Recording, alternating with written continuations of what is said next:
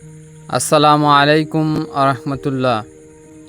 আমি একজন AI technician এবং ক্ষুদ্র খামারি। আমি আজ আপনাদের দেখাতে চাচ্ছি যে ছোট বাছুরকে ফিডারের মাধ্যমে দুধ খাওয়ালে তার কি কি উপকার হয়। একটি গাভীর বাচ্চা হওয়া আর আধা ঘন্টার মধ্যেই ফিডারের মাধ্যমে দুধ খাওয়ানো যায়।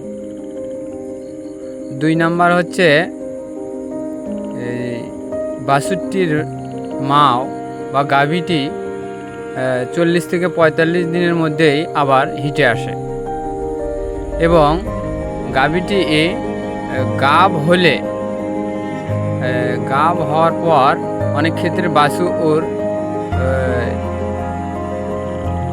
বাছুর মায়ের ওলানে দুধ খাওয়ানোর সময় ওলানের আঘাত করে। ওই আঘাত করানোর কারণে গাভ অবস্থায় মায়ের গর্ভপাত হয়। এই গর্ভপাত থেকেও রক্ষা হয় এবং বাছুরটি 6 থেকে 7 মাস বয়স যখন মায়ের কাছ থেকে মায়ের দুধ খাওয়ালে ওই বাছুরটি আবার মায়ের কাছে নিয়ে আসাতে কষ্ট হয়। এই জন্য এটা থেকেও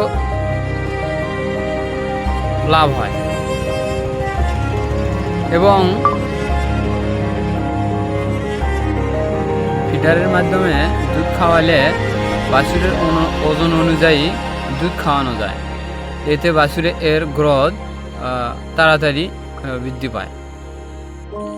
এই ফিডারের মাধ্যমে বাছুরের আলাদা ক্যালসিয়াম বা মাল্টিভিটামিন সহজে খাওয়ানো যায়।